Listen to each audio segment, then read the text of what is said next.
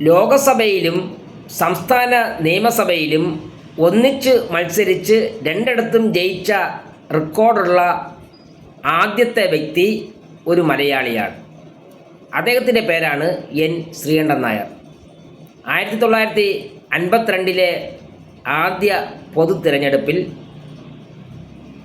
കൊല്ലം parliament നിയോജക മണ്ഡലത്തിൽ നിന്നും ചവറ നിയമസഭാ മണ്ഡലത്തിൽ നിന്നും മത്സരിച്ച് എൻ ശ്രീകണ്ഠൻ നായർ ജയിച്ചു. ചവറ നിയമസഭാ മണ്ഡലത്തിലെ സീറ്റ് അദ്ദേഹം രാജിവെക്കുകയാണ് ചെയ്തത്. കൊല്ലം പാർലമെൻറ്റ് മണ്ഡലത്തിലെ സീറ്റ് നിലനിർത്തി അത് തുടരുകയും ചെയ്തു. വളരെ വിദ്യാഭ്യാസ യോഗ്യതയുള്ള ഒരു രാഷ്ട്രീയ നേതാവ് കൂടിയായിരുന്നു എൻ ശ്രീകണ്ഠൻ നായർ. അദ്ദേഹം ഇംഗ്ലീഷിൽ മാസ്റ്റർ ബിരുദം എടുത്ത വ്യക്തിയാണ്. അക്കാലത്ത് അങ്ങനെയുള്ളവർ അപൂർവമാണ്.